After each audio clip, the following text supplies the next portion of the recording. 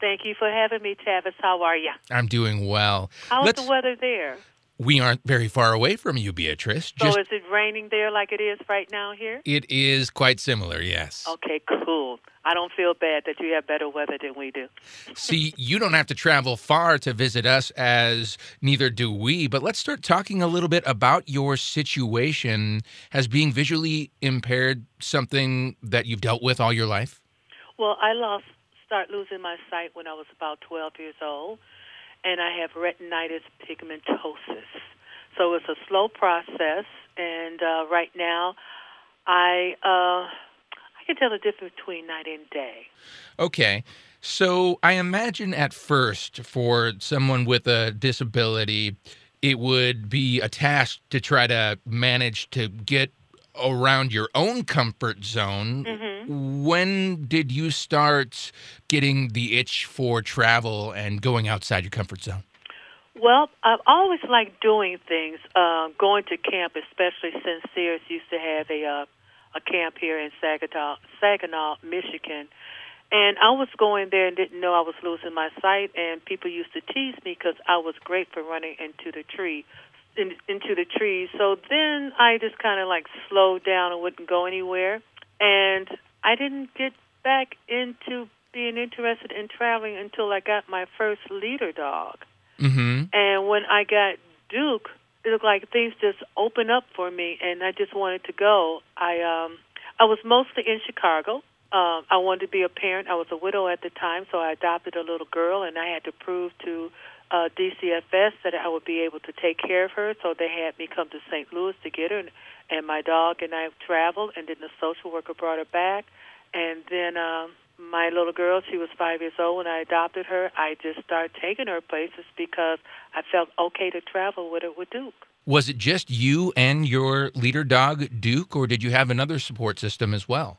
Well, my mom and my brother and all of them were around, but, the thing that I thought that was very important, because I became a widow at the time, that if my parents weren't here, what would I do? And so I promised my mom and my dad and my grandparents that if I couldn't make it, I would come back home.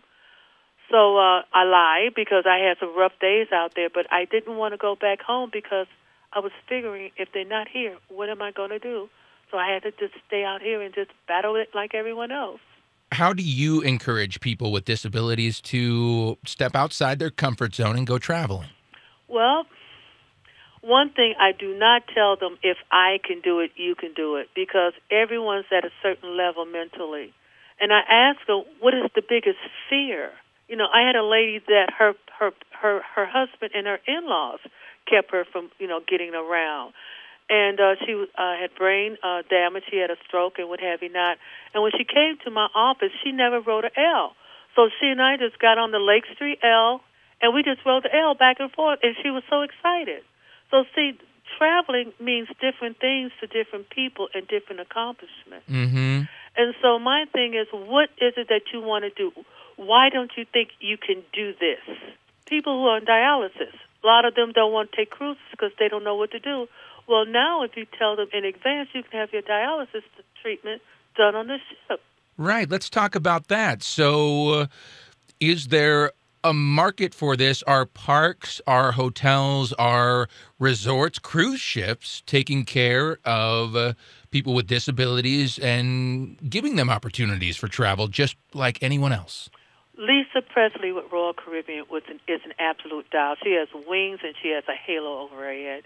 And Royal Caribbean proved to me, I was cruising before, that people with disabilities are welcome on this ship. And I have a gentleman that works with me sometime and doing my filming.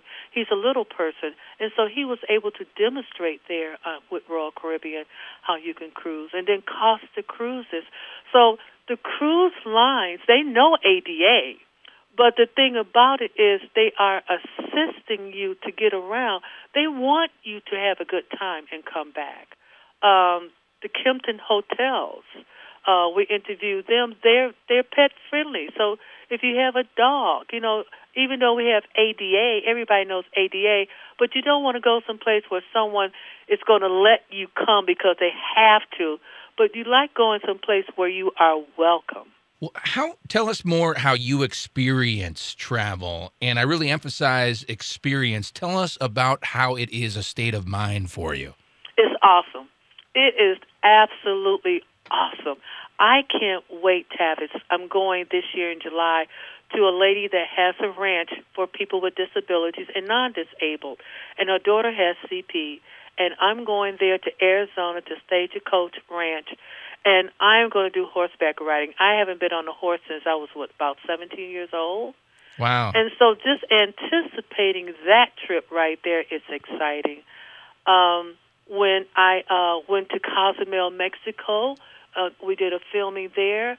The people were so nice. We went to a stingray farm, and they asked me, did I want to swim with the stingrays? And I told them, nah, I don't think so. And my dog, Chavez, he just looked at them and, like, he wouldn't have mind jumping into the water, but, I wouldn't let him do that. And I think for the disabled population, sometimes we are very reserved.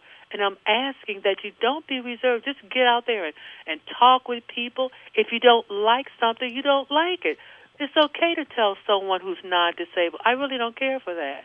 Would you recommend getting involved with people that can help you with your travels? Maybe people who also have disabilities, or maybe even creating a support system of people without disabilities?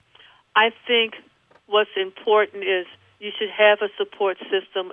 I know we're comfortable in our own comfort zone, disabled talking to disabled, and that's great. But also mainstream. We live in a mainstream society. We just cannot keep ourselves closeted and only dealing with our population. We live in a world where there are people who are not disabled. So we need to be able to mingle with them. It's not having a disability awareness like, accept me, world, please accept me because I'm disabled. You just step out there because you are a human being, and so are they. We're speaking with Beatrice Leonard, travel host. How can people get involved with your program, Beatrice, Travelers with Disabilities Having Fun?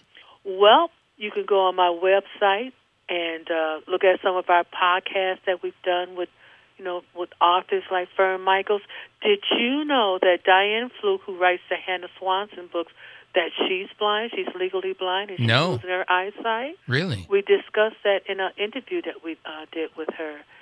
On our website, we'll tell you what our next cruise is. It also will let you know where I'm going to be next and things that are going on. And just go to the website and look us up. Longtime Chicagoland television and radio personality joining us on Lakeshore Drive. Beatrice, thank you so much, and happy travels to you. And I want to thank you for having me, and happy travels to you as well.